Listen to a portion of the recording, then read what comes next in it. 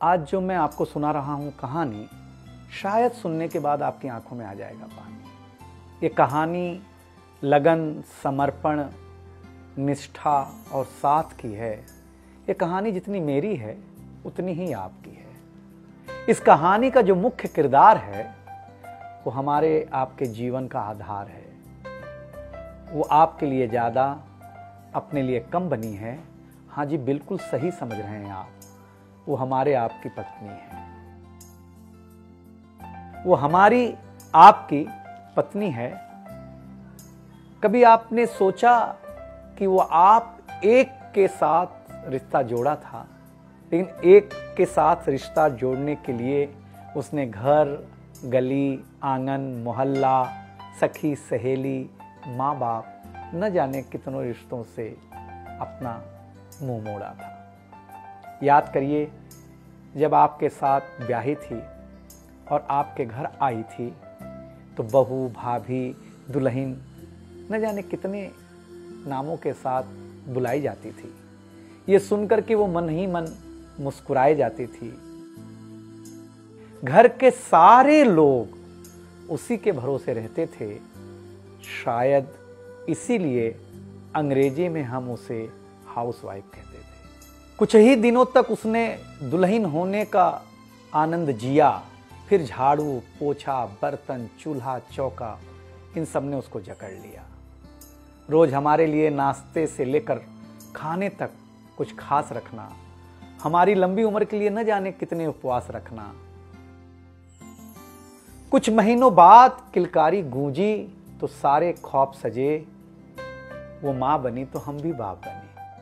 जैसे जैसे वो उम्र की सीढ़ियां चढ़ती गई, जैसे जैसे वो उम्र की सीढ़ियां चढ़ती गई, जवाबदारियां कुछ न कुछ रोज बढ़ती गईं। एक तरफ बच्चे पे नजर, दूसरी ओर मैं ऑफिस के लिए लेट न हो जाऊं इस बात का डर। सब कुछ बराबर हो, कुछ रह न जाए, और इस बात पर भी ध्यान कि गैस पर रखा हुआ दूध कहीं बह न जाए।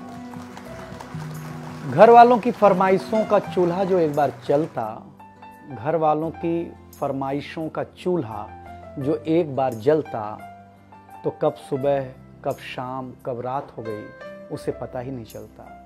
इन व्यस्तताओं के बीच समय का चक्र कुछ इतना तेजी से चला। मुन्ना कब मनोज हो गया, मुन्नी कब सुमन, पता ही नहीं चला। अब तक जो था प्यार, अब उसने अपना नाम बदल करके रख लिया था तकरार। बेटी को लेकर के कहना कि कुछ ज्यादा ही मन बढ़ा रखा है, तुम्हारे प्यार ने इसको सर पे चढ़ा रखा है। अब तो वो मुझे भी देने लगी थी ताना, ऑफिस में ही रहा करो ना, 2-4 घंटे के लिए घर के आना। शादी के इतने दिनों बाद भी आज भी हमें सुनना पड़ता है कि न जाने कौन सा पाप किया था जो आपके साथ ब्याह किया था।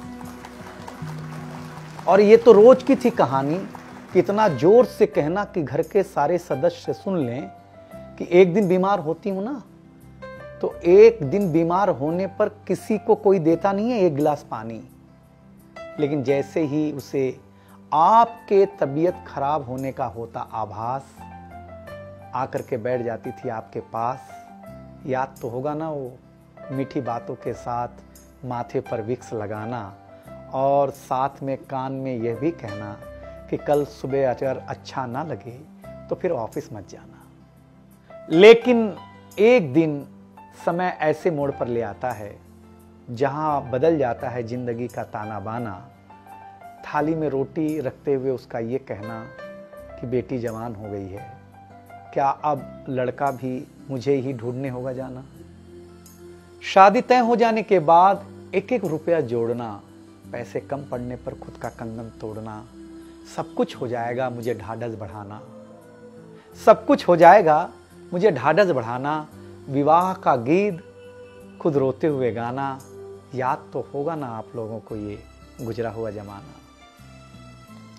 कुछ समय बाद जब हम जवाबदारियों से मुक्त हो जाते हैं तो कुछ ज्यादा ही धर्मयुक्त हो जाते हैं। उम्र के अंतिम पड़ाव पर हम बीमारियों के बीच जीने लगे हैं। बिना शक्कर की चाय पीने लगे हैं। लेकिन सच ये है कि जब तक हमारी आपकी पत्नी साथ है, चाय मीठी हो न हो, लेकिन जिंदगी में पूरी मिठास है। जबकि पत्नी के बारे में बहुत कम लिखा गया है, हर जगह माँ का ही गुणगान है। मैं मानता हूँ कि माँ महान है, लेकिन आपके जीवन में आपकी पत्नी का भी महत्वपूर्ण योगदान है। तो आपसे निवेदन इतना सा है कि आप अगर घर पर हों या घर पर जाएं, तो अपनी पत्नी का हाथ हाथ में रख करके संतोषानंद जी का लिखा हुआ एक गीत गाएं कि तू धार है नदिया की, मैं तेरा किनारा हूँ, तू मेरा सहारा है, मैं तेरा सहारा हूँ। आँखों में समंदर है, आशाओं का पानी है, जिंदगी कुछ भी नहीं, तेरी मेरी कहानी।